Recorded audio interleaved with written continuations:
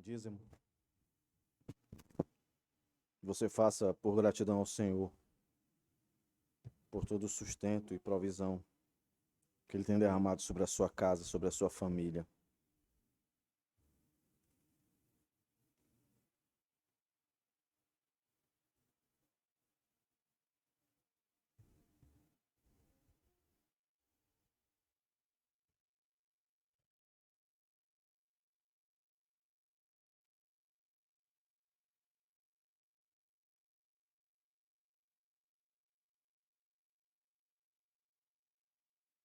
Amém, meus irmãos?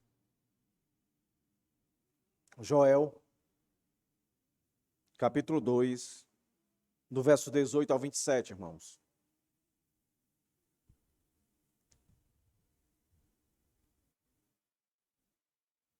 Joel,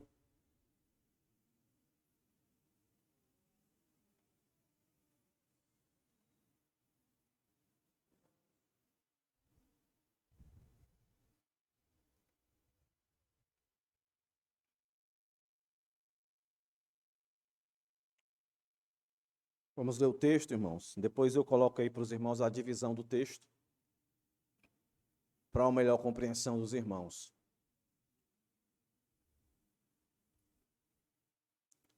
Então vamos ler Joel 2, 18 ao 27. Então o Senhor teve grande amor pela sua terra e se compadeceu do seu povo. O Senhor respondeu ao seu povo: eis que lhe envio o cereal, o vinho, o azeite, e vocês ficarão satisfeitos. Nunca mais farei de vocês motivo de zombaria entre as nações. Mas o invasor que vem do norte, eu removerei para longe de vocês, e o lançarei para uma terra seca e deserta. Lançarei a sua vanguarda para o mar oriental e a sua retaguarda para o mar ocidental. Subirá o seu mau cheiro e subirá a sua podridão, porque agiu poderosamente. Não tenha medo, ó terra. Alegre-se e exulte, porque o Senhor faz grandes coisas. Não tenha medo, animais selvagens, porque o pasto do deserto reverdecerão, porque as árvores darão os seus frutos, as figueiras e as videiras produzirão com vigor. Filhos de Sião, alegrem-se, exultem no Senhor seu Deus, porque ele lhes dará as chuvas em justa medida. Fará descer, como no passado, as primeiras e as últimas chuvas. As eiras se encherão de trigo, e os largares transbordarão de vinho e de azeite. Restituirei os anos que foram consumidos pelos gafanhotos, o migrador, o devorador e o destruidor, o meu grande exército que enviei contra vocês. Vocês terão comida em abundância e ficarão satisfeitos, e louvarão o nome do Senhor, seu Deus, que fez maravilhas em favor de vocês, e nunca mais o meu povo será envergonhado. Vocês saberão que eu estou no meio de Israel, e que eu sou o Senhor, o Deus de vocês, e que não há outro, e nunca mais o meu povo será envergonhado. Vamos orar, meus irmãos. Grandioso Deus, mais uma vez estamos aqui, Deus. E mais uma vez, Deus, carentes e necessitados da compreensão das verdades contidas nesse texto. Qual a relação, Deus, esse texto tem para conosco, para cada um de nós aqui nessa noite? O que esse texto tem a ver conosco, Deus? Para aquilo que nós estamos vivendo aqui, agora, hoje, nesse tempo, nesse momento. Ó Deus, responde essas perguntas, nos dando a compreensão, Senhor. Nos dá o discernimento, a sabedoria para compreender. Porque certamente, Deus, a nossa vinda aqui não foi uma vinda em vão.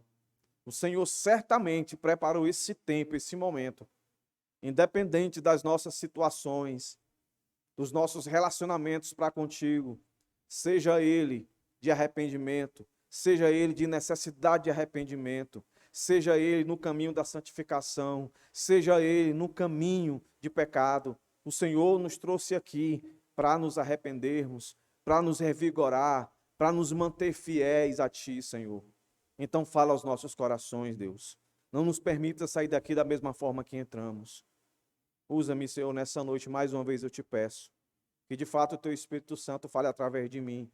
Que o Senhor me dê sabedoria para aplicar a tua palavra aos corações de todos aqui essa noite. Do menos instruído ao mais instruído. Do mais novo ao mais maduro. Que a tua palavra alcance os corações de todos aqui essa noite. Em nome de Jesus. Que sejamos gratos, Senhor, por hoje. Mais uma vez, temos a oportunidade de olhar para esse cerimonial que trouxe, de fato, um futuro real e eterno para contigo, Senhor. Que sejamos gratos por tamanho privilégio. Em nome de Jesus é que eu te rogo e te suplico. Amém. Meus irmãos, aqui Joel vai trazer agora aquilo que não é novidade. Sempre depois de um apelo difícil, duro, de uma pregação que chama as pessoas a temerem a Deus, a tremerem diante dele, mesmo em meio a um discurso tão duro, um discurso tão destruidor. Lembre-se, Joel está gritando aqui que o Senhor é quem vai acabar com o mundo.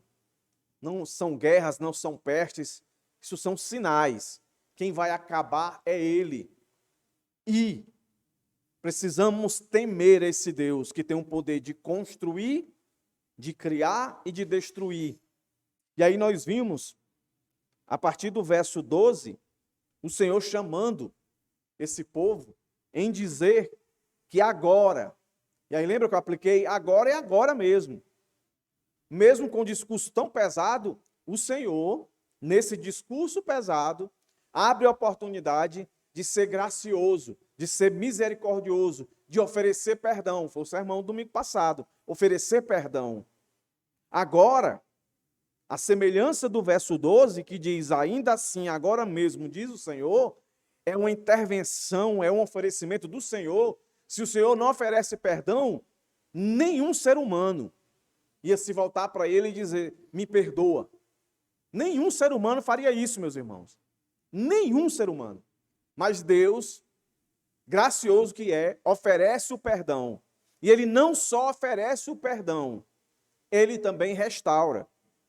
É o que o verso 18 em diante vai nos chamar a atenção. Então o Senhor, é a mesma ideia de ainda assim, agora mesmo, diz o Senhor, do verso 12. É total intervenção do Senhor. É total desejo do Senhor. É Ele que restaura. Ninguém tem a capacidade, né, de si próprio restaurar. Ninguém tem capacidade de alterar as coisas que acontecem no mundo. Alguns dizem, as coisas que acontecem no mundo são coincidências. Meus irmãos, não existe coincidência. Todas as coisas que acontecem no mundo é a provisão de Deus, é a mão de Deus agindo. Sejam coisas boas, sejam coisas más. Lembre-se que o verso 11 diz, o Senhor levanta a sua voz diante do exército, porque o seu arraial é enorme e quem executa as suas ordens é poderoso. Sim, grande e muito terrível é o dia do Senhor. Quem poderá suportar? Lembra que eu disse? Quando o Joel cita isso aqui, ele está fazendo um link com tudo que estava acontecendo ali naquele tempo. O que é que estava acontecendo? Uma praga de gafanhoto, um exército de gafanhoto destruiu todas as expectativas das pessoas, toda a estabilidade das pessoas. E o verso 11 está dizendo que quem fez isso foi Deus. Deus fez isso. E veja como ele é poderoso. Ele fez, ele restaura. E é isso que nós vamos ver hoje. Um Deus que restaura. E como é que a gente vai ver isso dentro desse texto? Está aí para vocês, ó. Como é que Deus restaura? Primeiro, do verso 18, vamos ver o caminho da restauração. Como é que Deus restaura? Nós vamos ver no verso 18. No verso 19, Verso 20, a restauração na prática, acontecendo, certo? Versos 19 e 20. E do verso 21 ao 27, a manutenção dessa restauração. Eu quero que os irmãos pensem aqui agora no que eu vou mostrar para vocês aqui, pela minha fala, mas que os irmãos tentem pintar isso em um quadro. No mesmo instante que Joel está profetizando um Deus com a espada na mão, preste atenção, um Deus com a espada na mão, que vai chegar o dia X, que ele chama o dia do Senhor, o dia T, nesse mesmo quadro que ele profetiza esse Deus, ele também está profetizando que esse Deus também é um Deus que restaura. Os irmãos lembram que eu disse assim, olha irmãos, nós somos muito mais privilegiados porque nós temos mais revelação. Nós temos todo o cânon já fechado. Eles aqui, não. O que eles têm aqui são só o Pentateuco, não é? Alguns livros, algumas profecias, mas eles não têm toda o oráculo de Deus como nós temos. Quando eles escutam isso aqui, eu me lembro também, eu disse para os irmãos, o desejo de Joel é que eles tenham medo, que eles não se vejam como mocinhos, mas como bandidos. Mas agora, no verso 18 até o verso 27, o Senhor vai começar a dizer, esse que está pintado no quadro, que vem para destruir, que ninguém suportará, verso 11, o final, ninguém suportará. Ele também está dizendo que nesse interim, até sua volta, ele promete para aqueles que se arrependerem, terem o seu braço de benevolência, de providência, de compaixão, os dando força para suportar o seu juízo que ele faz com os ímpios, que não tem como a gente sair do mundo. Quando o Senhor, e eu disse para os irmãos isso também, mesmo que ele aponte para o dia final, o juízo final, o Senhor já começou a estabelecer o seu juízo. Desde que o mundo é mundo, desde Adão, o Senhor já vem manifestando graça e juízo. E todas as vezes que o Senhor manifestou juízo, o povo de Deus também sofreu. Mas o sofrimento do povo de Deus, o Senhor os sustentava no meio disso. Só um exemplo. Quando o Senhor tirou todo aquele pessoal lá do Êxodo, e muita fraseologia que aparece aqui em Joel, nos profetas, é sempre fazendo lembrar a ação de Deus de tirar o povo do Egito. Mas lembre-se, saiu o povo do Egito, quem foi que entrou na terra prometida? Foi só a geração de Josué e Calebe. O que foi que aconteceu com aqueles que não entraram, meus irmãos? Esse Deus aqui de juízo apareceu. E Paulo, quando vai falar desse episódio de 1 Coríntios 10, diz que os corpos ficaram despedaçados no caminho. Mas os que entraram presenciaram isso e, de alguma maneira, tiveram resquício desse juízo. Mas a graça de Deus estava ali, é um negócio fantástico.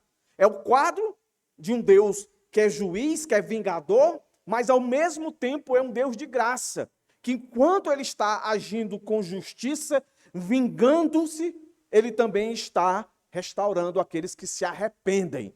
É sempre essa história. Aqui mais próximo, temos a história de Daniel. Daniel foi para a Babilônia. E o que era a Babilônia? Era o juízo de Deus para o povo. O povo sentiu o braço de vingança de Deus pela idolatria deles. E só vocês vão passar 70 anos sofrendo no cativeiro. A semelhança dos pais de vocês sofreram no Egito. Mas Daniel não foi idólatra e estava lá no meio. O que é que eu estou querendo dizer? Que pode ser que muitas coisas que nós estamos vivendo aqui hoje, com esse mundo cada vez mais caótico, cada vez mais depravado, certamente é a mão de Deus pesando. Mas isso não quer dizer que com todo o mal que esteja acontecendo, que Deus esteja por trás disso, que a mão dele de graça também não esteja. para acalentar, para restaurar aqueles que de fato se arrependem e se voltam para Ele. Porque tudo isso aqui são figuras que vai chegar um dia, esse dia, que quando isso acontecer, de o Senhor voltar, aí não tem mais jeito. Até lá, Deus promete restaurar. Então, olha aí, meus irmãos, para o verso 1. O caminho da restauração. Olhe como é que começa. Em 2 palavras, eu digo qual é o caminho da restauração do Senhor no versículo 18. Então o Senhor teve grande amor. Amor por quem? Por sua terra. Terra aí é criação. Por sua criação. A criação aqui foi afetada com os juízos de Deus. Os gafanhotos consumiram tudo. A terra secou. A terra pegou fogo. Mas o Senhor ama essa terra. O texto está dizendo. Em algumas versões, diz: então o Senhor teve grande zelo. Zelo.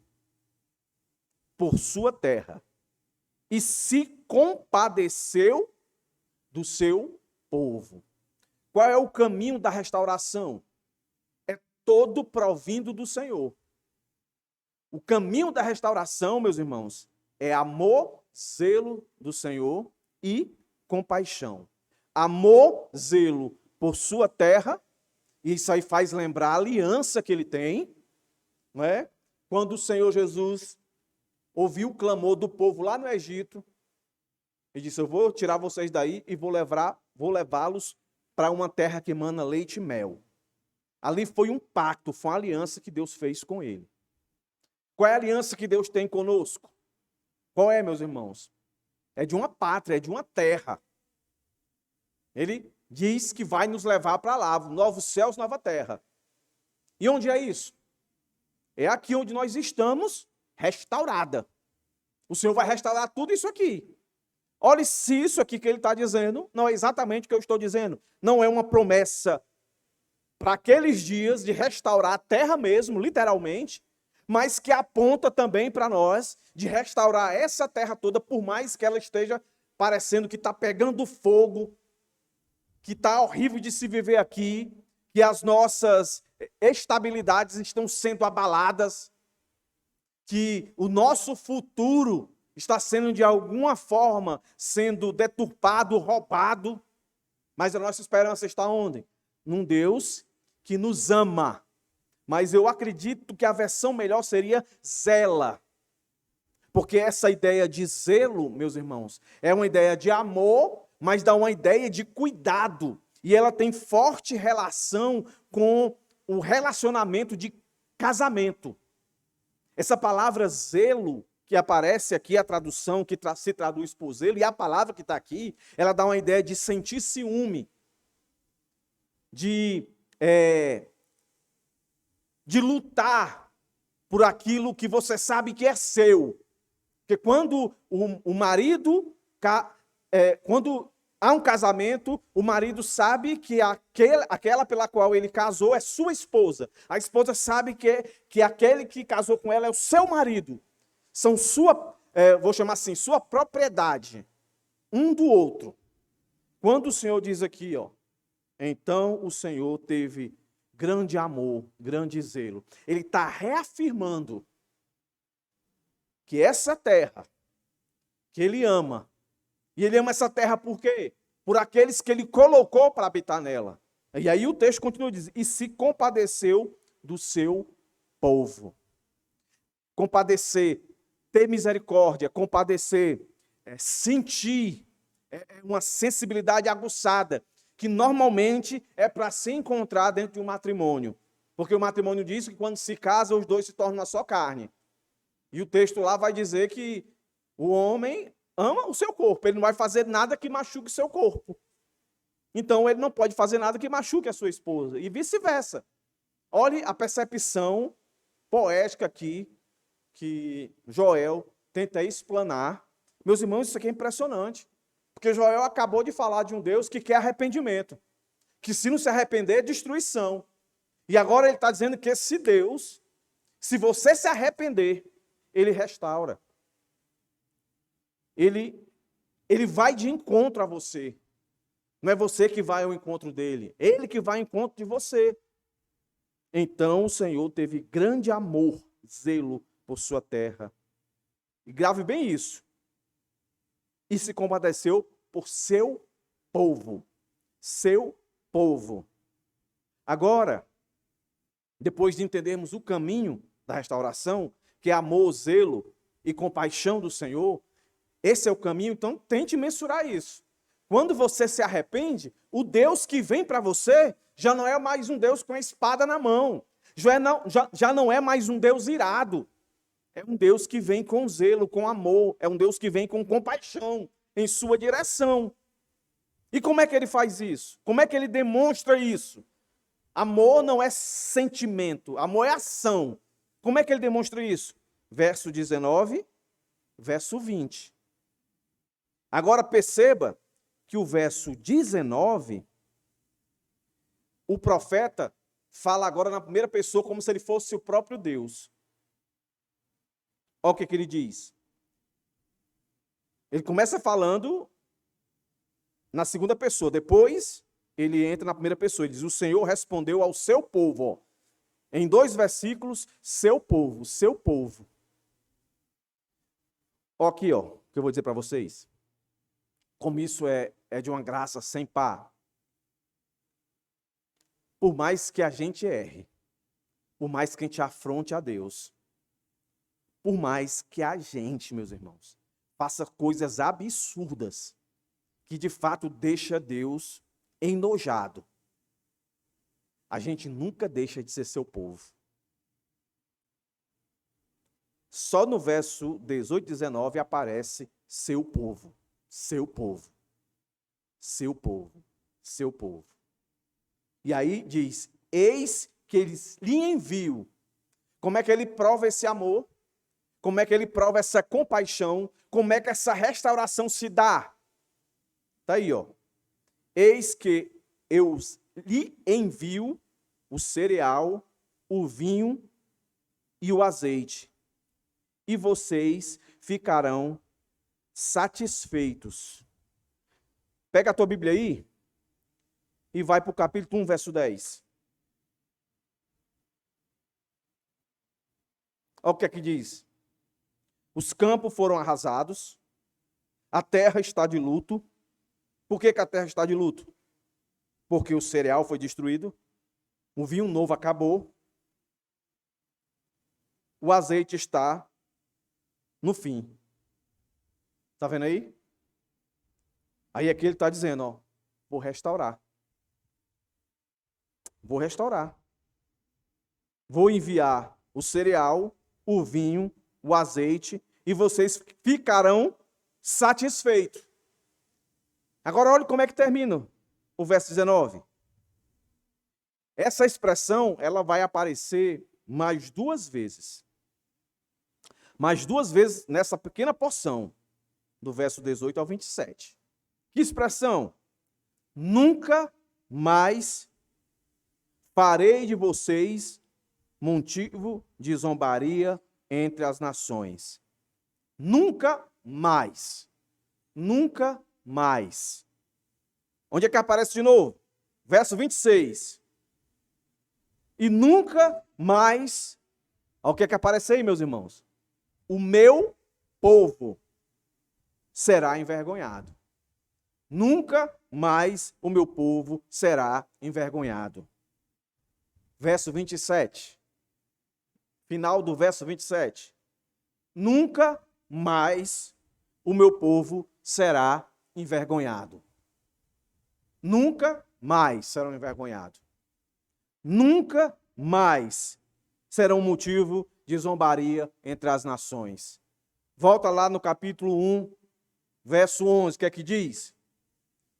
Fiquem envergonhados, lavradores, lamentem, vinhateiros, por causa do trigo e da cevada, porque a colheita foi destruída. As videiras secaram, verso 12 em diante.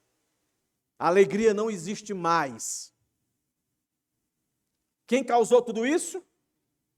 Deus. Quem está restaurando tudo isso no nosso texto de hoje? Deus. O verso 19, eu, o Senhor, respondo ao meu povo, ou ao seu povo, eu, o Senhor, e o Senhor respondeu ao seu povo. E o Senhor respondeu ao seu povo. Dá a ideia de que esse povo orou a Deus, mostrou arrependimento, Deus ouviu e aceitou o arrependimento. O mesmo Deus, eu coloquei aqui na minha Bíblia, marcando o verso 19. Deus é a fonte da restauração, no verso 19, Deus é a fonte da restauração, com o seu amor e com a sua compaixão, assim como Deus é a fonte do caos, da crise, da destruição, no verso 11 do capítulo 2. Isso, meus irmãos, é para que os irmãos guardem aí para vocês. Deus é poderoso, é onipotente. Ele é o Deus que destrói, Ele é o Deus que restaura. Meus irmãos, muitas pessoas, muitos cristãos por aí, não conseguem associar as coisas ruins que acontecem no mundo com Deus. Aqueles que acreditam no teísmo aberto, ou seja, que Deus não sabe o que vai acontecer amanhã, não tem noção do como eles tocam na onipotência de Deus. Eu me sinto, meus irmãos, muito mais seguro em saber que todas as coisas ruins que possam acontecer, as piores das piores, nós passamos por uma crise muito grande da pandemia. Todo mundo foi obrigado a ficar em lockdown, né? Já há rumores aí que a Covid está voltando de novo, né? E alguém pensando, se for para ter de novo lockdown, as pessoas não vão suportar. O índice de suicídio vai aumentar mais ainda, porque muitas pessoas tiraram a vida, não é? Muitas pessoas tiraram a vida pós-pandemia, não é? E as pessoas já começam a querer entrar em pânico. Se voltar a pandemia de novo, ela vai vir pior ainda. Aí as pessoas não vão suportar, aí vai haver saques, as pessoas vão se autodestruírem, vai haver uma guerra civil. Meus irmãos, pense no pior. Pense no pior dos piores. Deus é que está agindo. Isso não é para a gente dizer, então Deus é mau. Não. Deus sabe o que está fazendo. Esses dois textos aqui, verso 11 do capítulo 2, verso 19 do capítulo 2, juntam essas duas coisas. Deus é a fonte da crise e do caos. Isso ficou muito claro para nós. Quem mandou a manifestação do gafanhoto, capítulo 1, verso 4, foi Deus. E agora ele está dizendo, o Senhor respondeu ao seu povo, eu vou enviar cereal, eu vou enviar o azeite e o vinho, e vocês ficarão satisfeitos. Nunca mais farei de vocês motivo de zombaria. Agora o que ele vai fazer? Com o exército que ele mandou, com o invasor que ele mandou, que foi os gafanhotos, literalmente aqui ele diz, mas o invasor que vem do norte, o invasor aqui são os gafanhotos. Em algumas versões coloca exército. São os gafanhotos que vêm do norte. Eu removerei para longe de vocês. Eu lançarei para a terra seca e deserta. Lançarei a sua vanguarda para o mar oriental e a sua retaguarda para o mar ocidental. Subirá o seu mau cheiro, subirá a sua podridão, porque agiu poderosamente. O meio pelo qual eu usei para trazer caos, para trazer dor, sofrimento, desesperança, aflição, medo, pânico, eu vou destruir. Perceba aí, meus irmãos. Perceba aí. Não é melhor a gente acreditar que todo mal vem do Senhor? É Ele que ordena, é Ele que manda, mas Ele não é responsável por isso. E da mesma forma que Ele manda, Ele destrói. Ele mandou os gafanhotos, agora Ele destrói. Ele está querendo dizer o quê para esse pessoal? Ele está querendo dizer o quê para nós? Você está com medo? Vocês tiveram medo dos meios? Vocês deveriam temer e tremer. É de onde está vindo a ordem? Quem está mandando?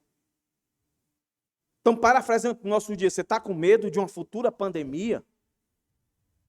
Você está ficando desesperado só em pensar que pode ter um lockdown? Você está ficando com calafrios só em pensar que aquele supermercado perto da sua casa pode ser invadido? Eu já vi gente, né, tweetando, mandando mensagem uns para os outros, para fazer estocagem de alimento, porque vai faltar alimento. E eu fui esses dias no supermercado, não por causa disso, mas realmente o movimento aumentou. As pessoas estão preocupadas com isso?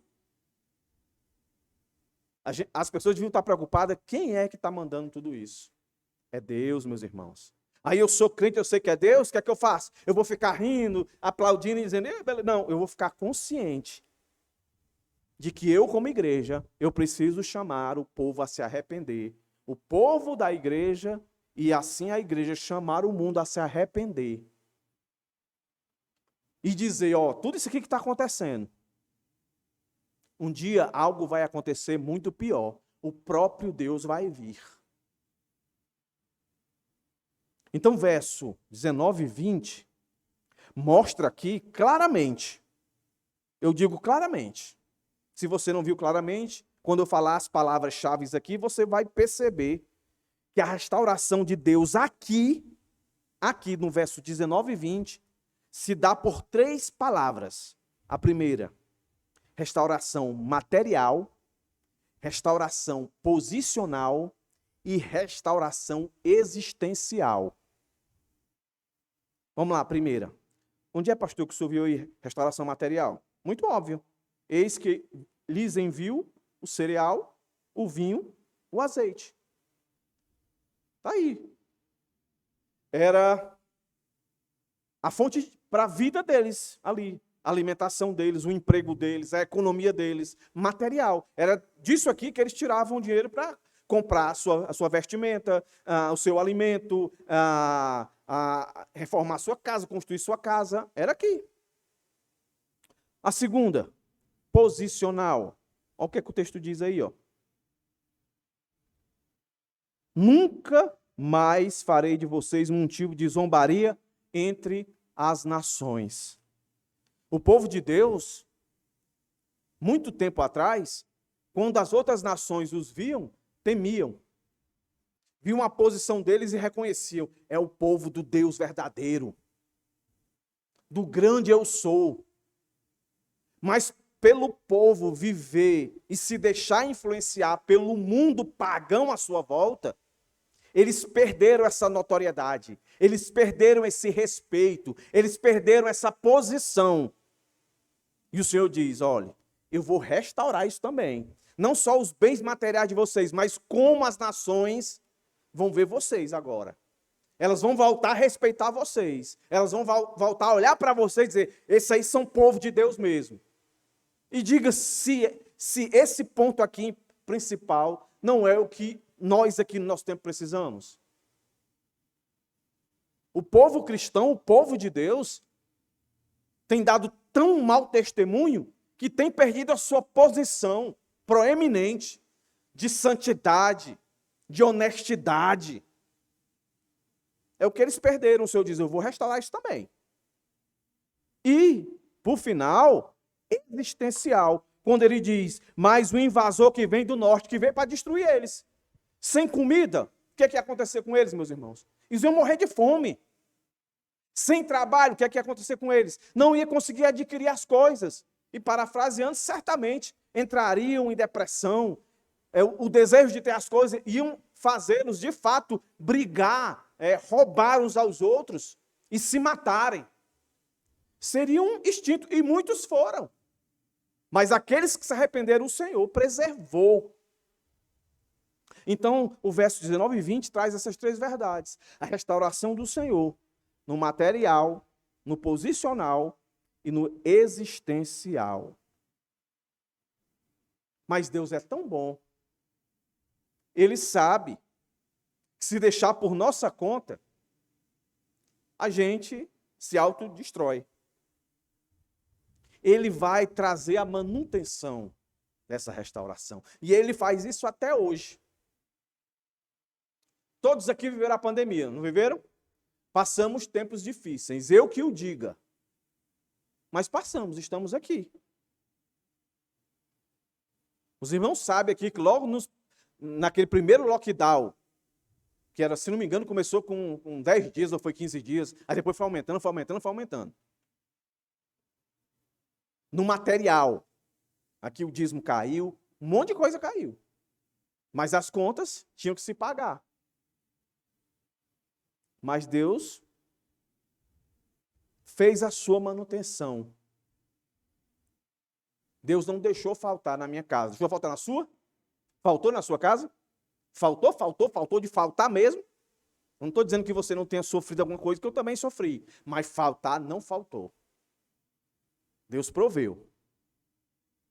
Nós, meus irmãos, não podemos olhar, por mais que seja muitas passagens bíblicas promessas do que Deus fará no futuro, não podemos perder a compreensão de que esse Deus que promete algo para o futuro, ele prometeu algo para a gente há 10 anos atrás e de lá para cá ele tem feito a manutenção de cumprir todas as suas promessas. E aqui agora nós vamos ver também em 3 palavras a manutenção da restauração do Senhor, do verso 21 ao 27. E eu já digo para vocês, vou fazer o contrário desse segundo ponto. Eu já vou adiantar para vocês as 3 palavras e a partir do momento que eu começar a narrar aqui os versos, os irmãos vão fazendo os encaixes. Como é que Deus aqui no texto de Joel mostra a sua manutenção da restauração em 3 palavras? Lá vai. A primeira, na sua provisão, na sua compensação e na fartura. Fartura. Vou repetir, tá? Na provisão, na compensação e na fartura. E o que nós vamos ler agora, do verso 21 até o verso 27, você perceba que é um aprofundamento do verso 18, 19 e 20. É um detalhamento. Como eu posso dizer, o verso 18, 19 e 20 é a promessa para o presente, e o verso 21 até o 27 é a promessa do presente para o futuro, para o futuro, para o futuro e para o futuro. É o caminhar. Por isso a ideia de manutenção. Olha aqui como é que ele começa. Se não é um aprofundamento do verso 18, 19 e 20. Olha aí, ó. Não tenha medo quem? A terra. Olha aí. Lembra lá no começo? Então o Senhor teve grande amor ou zelo pela sua terra. Não tenha medo, terra. Alegre-se. Exulte. Porque o Senhor faz. Presente. Faz grandes coisas. Vamos ler o verso 1:10 e depois o verso 16. Nós já lemos, vamos ler de novo. 1:10. Os campos foram arrasados e a terra está de luto. A terra está de luto. Verso 16. Por acaso o alimento não foi destruído diante dos nossos olhos? E do templo do nosso Deus não desapareceu a alegria, o regozijo? Agora o que é que o nosso texto disse? Não tenha medo, ó terra. Não fique mais de luto. Não fique mais triste. Não chore. Agora, eu estou mudando a situação. Agora, vocês têm que se alegrar e exultar. Meus irmãos, se antes ele disse, chore, lamente, grite, olhe para essa sua situação como alguém que morreu, alguém que você gostava muito e você sente aquela dor de luto. Agora ele está dizendo, celebre, pule de alegria. Pule de alegria. terra. Não tenha medo, porque o Senhor faz grandes coisas. Eu tenho a impressão de que quando o Senhor está falando assim pelo profeta, que o Senhor faz grandes coisas, eles têm que lembrar. Ele mandou essa praga de gafanhoto e ele tirou essa praga de gafanhoto. Como ele é poderoso. Como de fato ele é o que ele diz que é. E o que ele disse que ele era? Amoroso e compassivo. Como, meus irmãos, não se dobrar diante de um Deus desse tão maravilhoso, que está dizendo agora para eles: não chorem mais, não fiquem mais de luto, não tenham mais medo, se alegrem, celebrem. E aí o verso 22, vai falar com outro grupo agora. Não tenha medo, animais selvagens, porque os pastos no deserto reverdecerão, porque as árvores darão seus frutos, a figueira e as videiras produzirão com vigor. Volta lá, 1,19. O que é que diz? 1,19. A ti, Senhor, clamo, porque o fogo devorou as pastagens, as chamas consumiram todas as árvores do campo. Verso 20. Todos os animais selvagens suspiram por ti, porque os rios secaram e o fogo devorou as pastagens. Os animais estavam... aqui a gente que é do Nordeste, olha aí na época da seca, como é que a gente via as vacas, os bois, os pobrezinhos, tudo maguinho, porque não tinha pasto. É o que o Senhor está dizendo agora, o Deus que restaura? Não tenha medo, animais. Deus falou com a terra, não tenha medo. Deus falou com os animais, não tenha medo. Eu vou resolver isso aí. Vocês vão ter pastagem para comer, e é muita. Vocês, árvores, darão fruto, e é muito.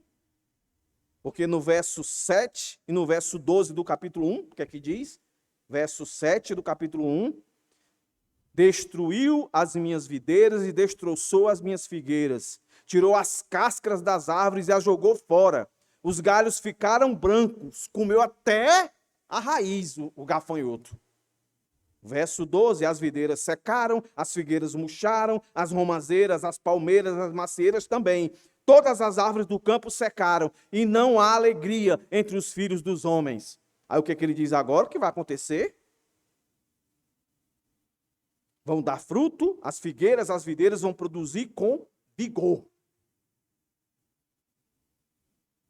Aí, por fim, vem um grupo principal. Pessoas valem mais do que coisas. O Senhor não morreu numa cruz para salvar a terra, o planeta. Foi, irmãos? Não.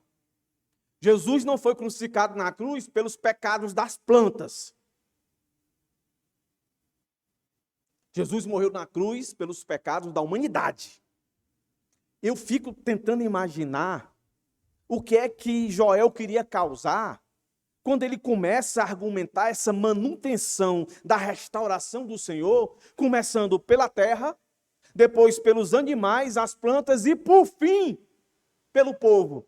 Eu fico imaginando o povo ouvindo. A impressão que eu tenho que ele quer causar é uma expectativa, sabe? De você começar a pensar assim: eita, está chegando a minha vez, a coisa vai melhorar. Sabe? Tipo quando a família tem muitos filhos, como a do meu pai e da minha mãe. Eu tenho 4 irmãos, comigo 5, não é? E quando chegava o final do ano, aí era o costume de ter roupinha. Todo mundo tem uma roupinha nova. A roupa de Natal, a roupa de Ano Novo. Não era assim na cultura? Não é? E aí, a gente sabia que estava chegando o dia, e aí as roupinhas estavam ficando prontas. Então, ia do mais velho até chegar no mais novo. Né? Aí começava, tá aqui a sua, tá aqui a do outro. Aí eu me lembro que meus irmãos ficavam tudo assim, ó. Tá vindo a minha, tá vindo a minha. Tá vindo a minha prosperidade. Tá vindo a minha alegria. Eu acho que era isso que Joel queria causar nesse povo. Peraí, quer dizer, Joel, que a terra não precisa mais ficar de luto, nem chorar, nem nada. Tem que celebrar, tem que exultar e saber que Deus faz grandes coisas, beleza. Agora está falando que os animais, que anteriormente estavam até orando, pedindo a Deus para restaurar o negócio, que eles estavam com fome, com sede, vai voltar tudo para eles. As árvores estavam tudo sequinhas, morrendo, né? Vão tudo reflorescer e vão dar muito fruto. E nós? E nós? O que é que tem para nós? O que é que tem para nós? Olha aí, verso 22, 23, melhor dizendo. Filhos de Sião, alegrem-se e exultem no Senhor, o seu Deus, porque Ele, né, vai fazer, fez. O verbo que está aqui é dar. Vos dará. O verbo que veio para a terra, para os animais, é Deus faz grandes coisas. Filhos de Sião, alegrem-se, exultem no Senhor, seu Deus, porque Ele lhes dará as chuvas em justa medida. Fará, depois do dar, fará descer como no passado as primeiras e as últimas chuvas. Olha aí, meus irmãos. A minha percepção é que o profeta Joel está pegando a cabeça desse pessoal e está dizendo: olhe para o passado, olhe para o presente e olhe para o futuro. O que Deus vai fazer com vocês, para vocês terem certeza que Ele vai fazer, Ele já fez com os pais de vocês no passado. Chuva seródia, temporã, da ideia de provisão abundante. Provisão abundante, chuva. Quem é do interior sabe, quando vê o nublado, eita, nossa prosperidade, vai chover, vai dar fruto. Aí vai dar muito fruto. Os animais vão comer, vão ficar gordinhos. Vai ter picanha. Vai ter picanha, meus irmãos. Mas não está prometendo, não. Entendeu? É Deus aqui, ó. Se por acaso aparecer picanha, não ache. Outra coisa, é Deus com a sua misericórdia que manda chuva. Chuva é sempre associada com bênção, de multiplicação, né? De fartura, o que ele vai dizer mais na frente. Então, o verso 24 confirma essa verdade de provisão abundante. Porque essa chuva que vai descer, que Deus fará, que Deus dará, as eiras se encherão de trigo e os largares transbordarão de vinho e de azeite. Olha aí, irmãos. De vinho e de azeite. Não é o que ele tinha dito no verso 19, não? E eis que eles enviam o cereal, o vinho e o azeite. E vai ser, ó, de muito, hein? As eiras encherão, os largares transbordarão. Diga isso não é provisão abundante? Hã? Isso aconteceu neles, para eles, literalmente. Mas não se esqueça, tudo isso aqui que eu estou falando, essa restauração, ela também aponta para a restauração final, novos céus, nova terra, onde nós teremos tudo com abundância. Eu costumo brincar lá no seminário, quando a gente está falando de alguma coisa relacionada à escatologia, né, do futuro, eu digo, meus irmãos, o céu vai ser maravilha, entendeu? Manga não vai ter caroço, entendeu? Peixe não vai ter espinha, tudo vai ser filé, entendeu? Você vai chegar lá e você vai pescar, você precisa jogar isca não, é só dizer assim, vem, que o peixe vai vir. Eu estou brincando, mas só para dar ideia, como o negócio vai ser fantástico. Mas volta aqui. Provisão abundante. E aí, verso 25. Se o verso 24 falou de provisão abundante, não é? Para a terra, para os animais e para os cristãos, para os filhos de Deus. Agora, a restituição é exclusivamente para os filhos de Deus. Restituição é a compensação. A palavra restituição aí dá a ideia de algo que você não teria direito. Você não teria condição de reclamar. Mas Deus, soberano, amoroso, zeloso, compassivo, Ele vai compensar. Olha aí, irmãos. Ele vai compensar. Ó, eu mandei os gafanhotos para acabar com tudo de vocês, porque vocês mereciam. E o que eu vou fazer, vou compensar vocês, não é porque vocês merecem, não. Eu vou compensar vocês porque eu sou bom, eu sou Deus. Mas ele está fazendo isso com quem? Com quem se arrepende. Não se esqueça. Verso 19. E o Senhor respondeu ao seu povo. O Senhor responde a oração de coração arrependido e compensa ele. Restituirei os anos. Então, a ideia é de que eles passaram bastante tempo na dificuldade.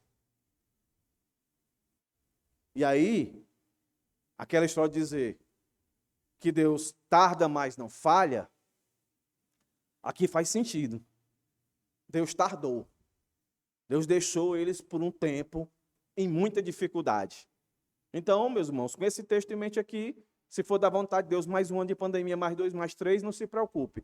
O mesmo Deus que agiu aqui no tempo dele, ele vai nos compensar, porque ele é fiel naquilo que ele promete para aqueles que se arrependem. Em meio ao caos, ele vai fazer isso. Mas a promessa também aponta para uma recompensa final. O que é que ele vai recompensar? Pelo estrago que o gafanhoto consumiu, né? O gafanhoto migrador, o devorador, o destruidor, o meu exército que eu enviei contra vocês. Eu vou compensar todo o estrago que eu causei. Se você ainda tinha alguma dúvida de quem foi que mandou esse gafanhoto, o verso 25 aqui está dizendo: eu vou compensar vocês pelo estrago que eu fiz. Eu vou compensar.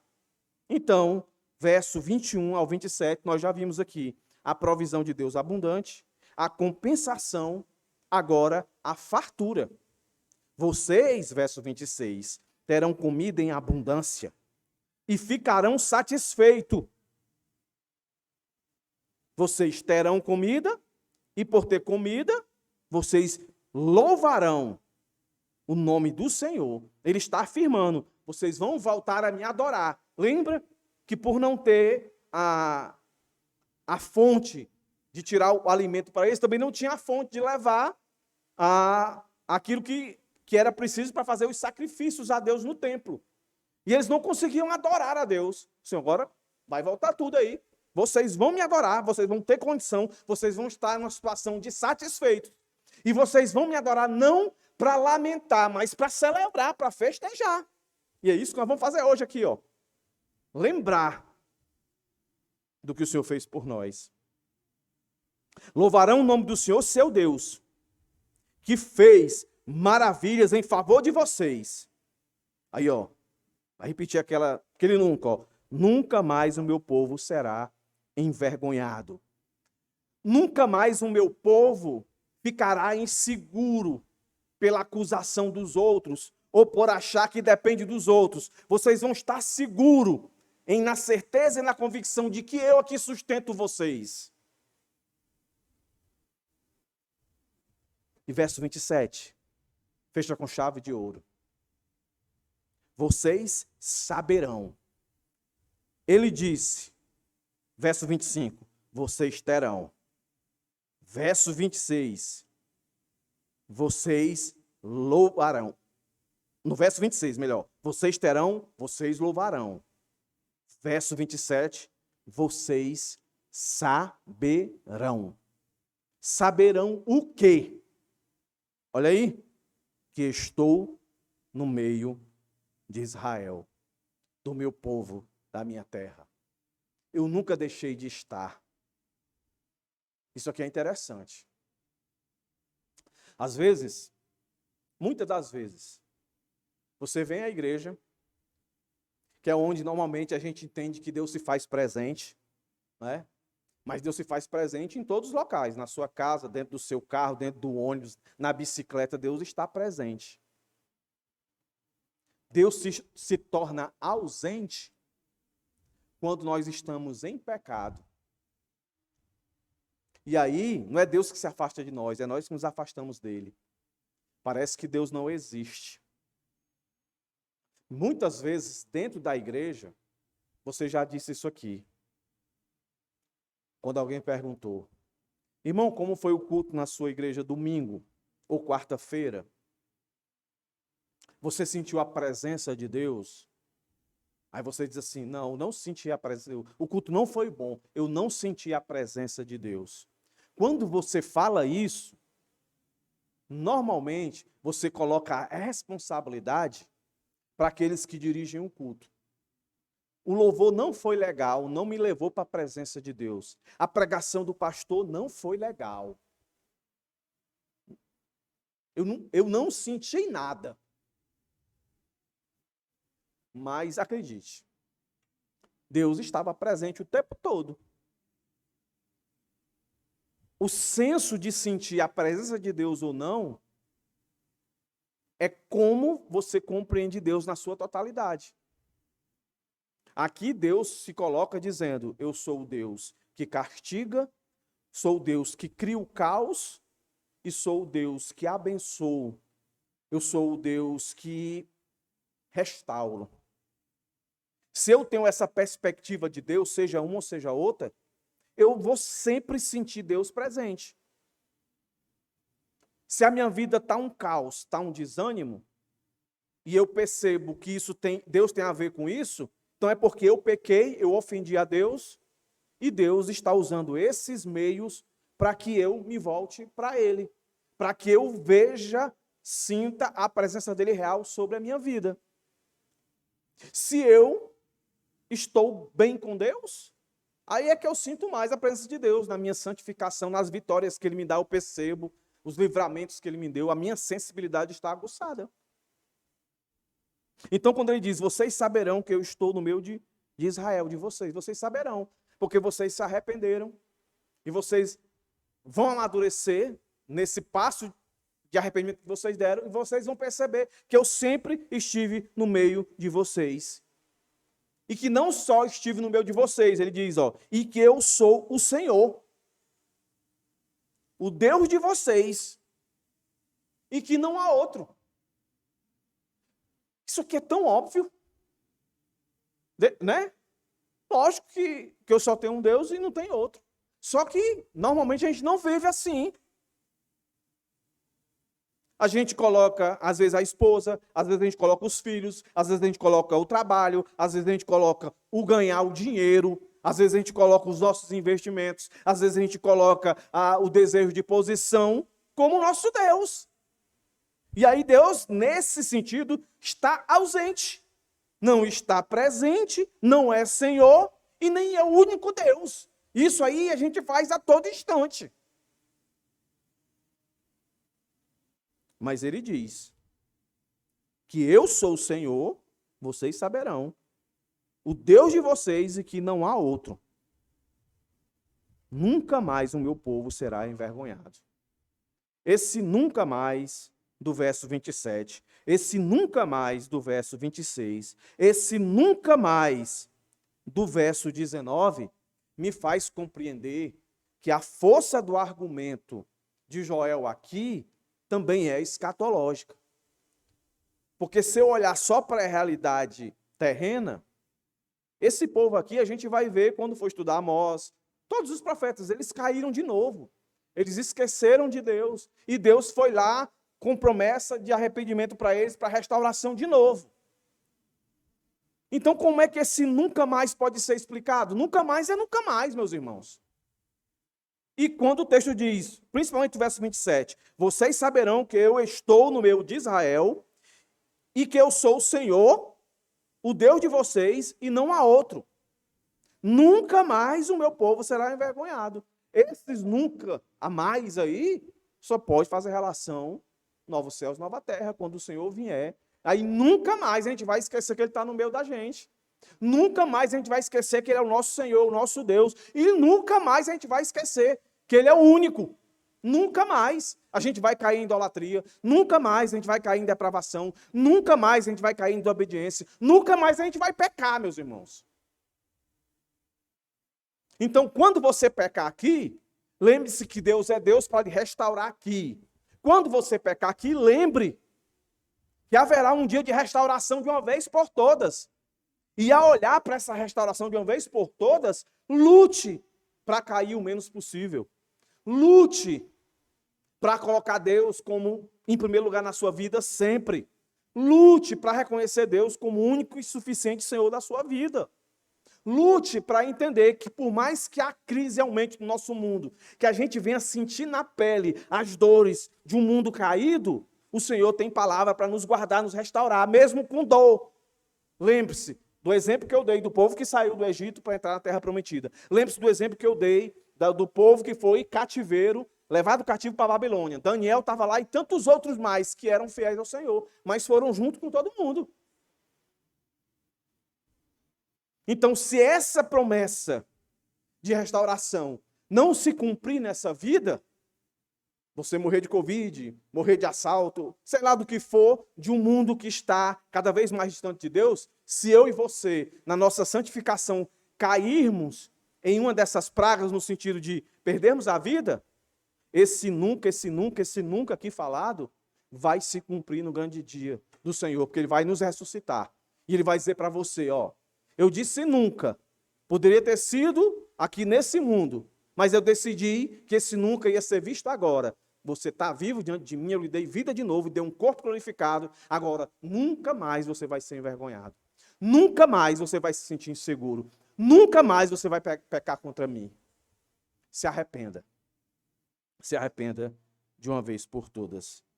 Daqui eu parto para a conclusão. Simples e direto, tá, irmãos? Primeira coisa que esse texto nos ensina, de tantas coisas que eu já falei aqui, que quando a gente se volta para Deus, Deus se volta para nós. E, na verdade, Ele já está nessa expectativa. Em segundo lugar, o problema nosso não é a ausência de pecado. O pecado vai estar sempre perto de nós, sempre nos fazendo cair.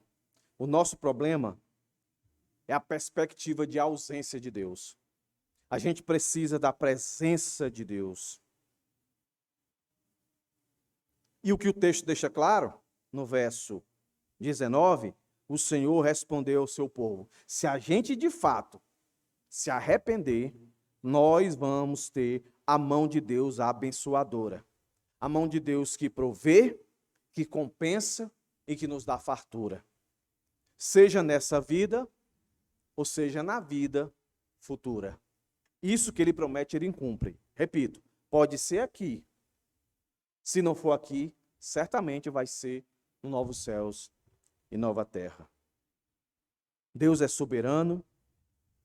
Ele aqui chama a atenção para as suas ações, como eu disse, verso 19 do capítulo 2, verso 11 do capítulo 2. Ele é a fonte do caos, Ele é a fonte da bênção, da restauração. Tudo provém dEle. Verso 12 do capítulo 2, ainda assim agora mesmo diz o Senhor, convertam-se. Verso 18 do capítulo 2, então o Senhor teve grande amor, zelo por sua terra e compadeceu do seu povo. Como é que Ele fez isso? Dando prosperidade material, posicional, existencial. Como é que Ele colocou isso como manutenção, dando provisão abundante, compensação e fartura. E afirmando, eu sempre estive no meio de vocês. Eu sou o único Deus de vocês. Jamais, nunca mais serão envergonhados. Vamos orar, meus irmãos. Senhor, muito obrigado por essa palavra. Que Teu Espírito Santo tenha falado aos nossos corações. Em nome de Jesus. Que cada um aqui, Deus, tenha sido confrontado com a Tua palavra. Tenha sido edificado com a Tua palavra. Que volte para casa com a alegria e o privilégio de ter ouvido essas verdades. Pai, e nesse momento, que possamos celebrar esse memorial tão maravilhoso que Tu deixaste, para que nós tivesse sempre na nossa memória o Teu grande sacrifício, a Tua grande prova de amor, para conosco, morrendo em nosso lugar, perdoando os nossos pecados do passado, do presente e do futuro, nos garantindo a redenção. Em nome de Jesus, Senhor, abençoa-nos agora nessa celebração. Em nome de Jesus. Amém. Convido os irmãos aqui.